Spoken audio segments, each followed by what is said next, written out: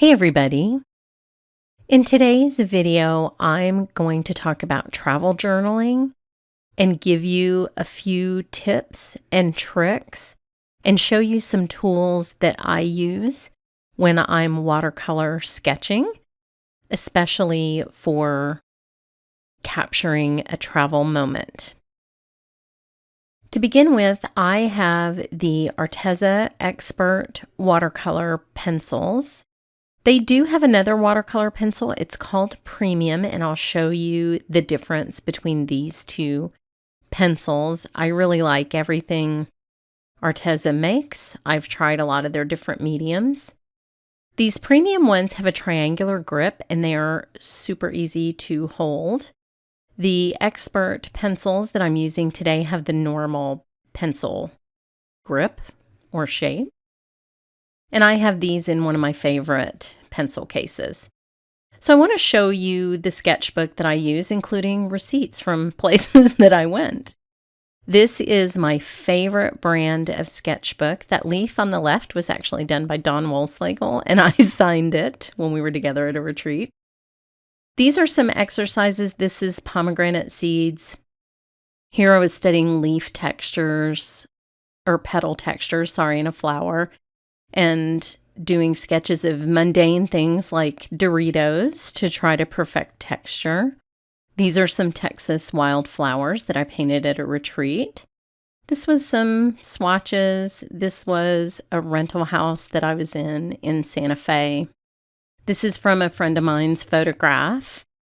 This was a sky study in a class that I took in Santa Fe. That was a lot of fun. This was Russian sage in the backyard of that house in Santa Fe. And here I was looking at light direction and shadow and pointing out where the compass points were for where I was seated.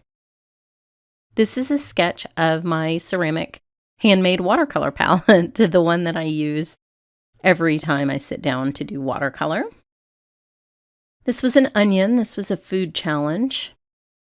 And then there was a patterns challenge. So I did a little roll of twine that I had sitting on my desk. And then today I am going to do a sketch of a photo that I took in Santa Fe in September.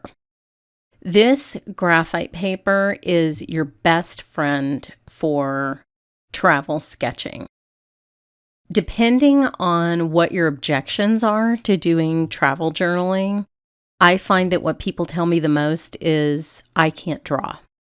And that's why they don't do the really important practice that you have to do in watercolor, which is sketching purely for exercise, not to create a finished piece of art. And the objection of not being able to draw is really easily overcome if you have a good graphite paper. This is my favorite pencil. It has a very hard lead that stays sharp for a long time. It's a mechanical pencil. And you put the graphite side down, which is the deep dark black, onto your sketchbook. Tape it in place. That's my recommendation. And then start tracing whatever you find difficult about the photo that you've taken. For me, the thing that I get wrong the most often is perspective on buildings where you can clearly see a vanishing point, like you can see in this photograph.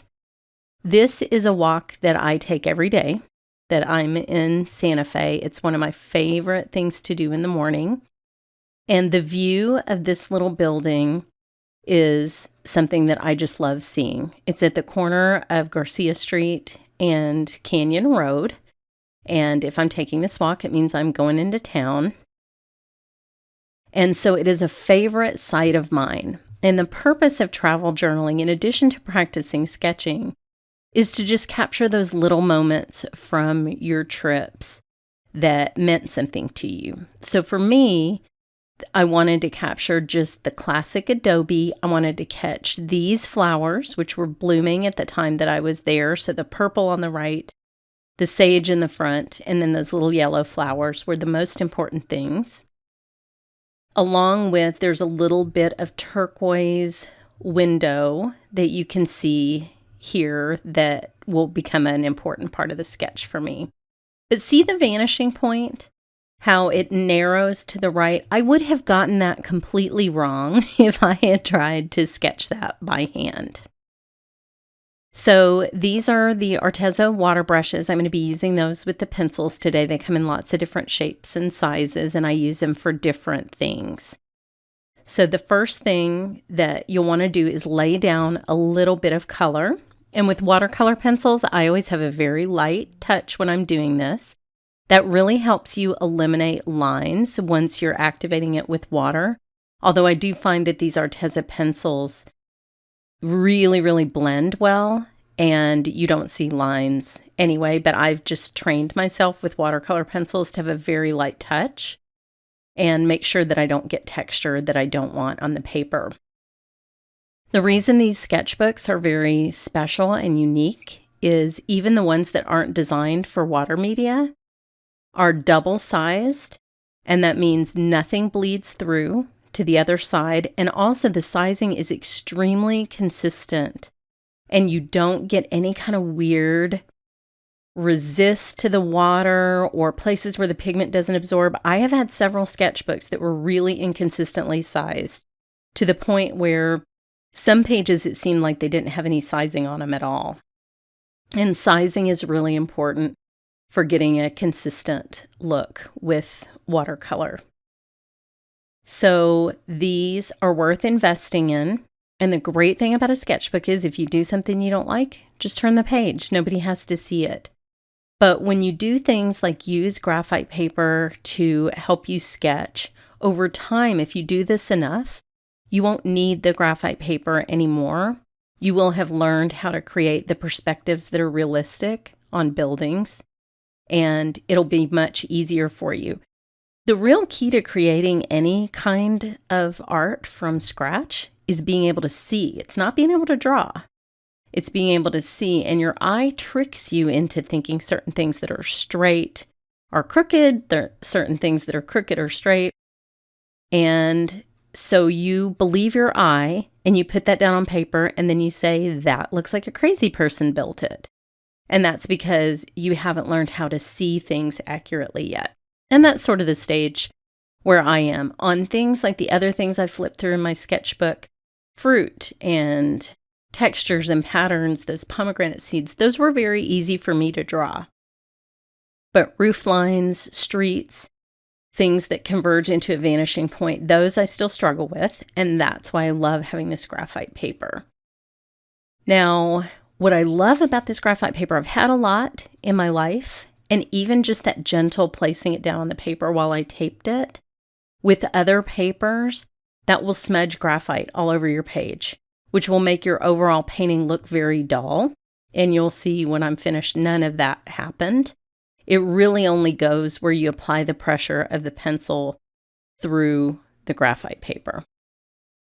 Now, in the beginning of the video, you can see I'm starting to put detail and more saturated color in here. And the way I do that is I pick the color up off the pencil with a wet water brush. And that will give you a lot more intense color. In the beginning of the video, you saw my standing work surface where I have a Bright Tech lamp. This is really important to my finishing details on my sketches. So for example, the Doritos sketch, where I was putting in that teeny tiny texture with a very fine brush, that lamp has both a magnifier and a nice, pure, clean light. And so I can put my sketchbook down on my standing surface and I can apply those details because my vision is not all that hot. And I do like to get those little things right. You'll see as I'm working here that when I start one of these, I do color blocking first. So I just start very light, apply the biggest areas of color in just gentle washes. And then I finish that for every area on the painting. So you can see now I'm adding some of the darker browns for the wood. I've done the adobe. And then I'll move on to the flowers and the street later on. But I do it very generally at first. And then I come back and I go and add little tiny details. Now, some of my sketches are very detailed. That doesn't tend to be my travel sketches because, again, my travel sketches, I'm trying to just capture what was it like to be in Santa Fe on this day. And for me, it was these incredible flowers and plants that we don't see here at this time of year. The beauty of those adobe buildings in a building that I see every day, that I've seen every day that I've been there for 30 years. And the feeling of approaching that intersection. I'm walking slightly downhill, which is why the vanishing point is important. And just the feeling of what it's like early in the morning to go to town, which is a ritual that I do every day there. So for me, the detail in this sketch is not important at all. I'm not studying these objects in the sketch in any detailed way. I'm just reminding myself how awesome this was. And so I'm a little broader, a little less detailed, and I'm more about color than I am about being super granular about what things look like. So I'm adding the rocks in. They were all different colors. You can sort of see my photograph up above, and you can see how abstract I made the yellow flowers and the sage and the purple flowers down the street, which I'm not sure what those are. And then finally, I come in with my darkest colors, usually last. I do this in a couple of passes. I find that this is kind of what draws your eye around the sketch. And you'll see that tiny bit of turquoise window peeking out of that part of the building that's behind the front wall. And that really caught my eye that morning. And so I wanted to make sure that was eye-catching in the sketch as well. Down at the intersection, you're coming up to the back of a stop sign that has the Canyon Road and Garcia Road signs on it. And beyond that, Garcia Road keeps going, and it continues to go downhill to a little creek. And you can see the telephone poles that are sort of crooked, sort of headed down that street towards Palace Avenue. So that's what I wanted to capture, and I think I have. When I look at this, I feel like I'm there.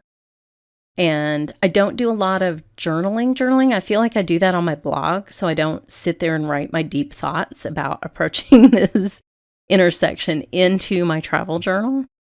I just like to flip back and look at it and remember what I was seeing that day.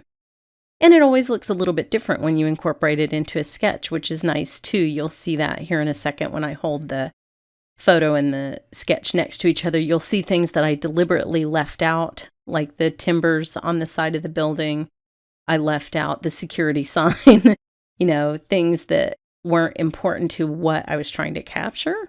Even though they're there, it doesn't have to be there in your sketch because it's not what you were looking at. So you can see how that helped me keep that shape, keep that vanishing point accurate, and have it not be crazy and weird, and just be a good memory of a fun day. So I hope that helps. The supply list is below, and you can head over to my blog for more information on all of these products. Thanks so much for watching.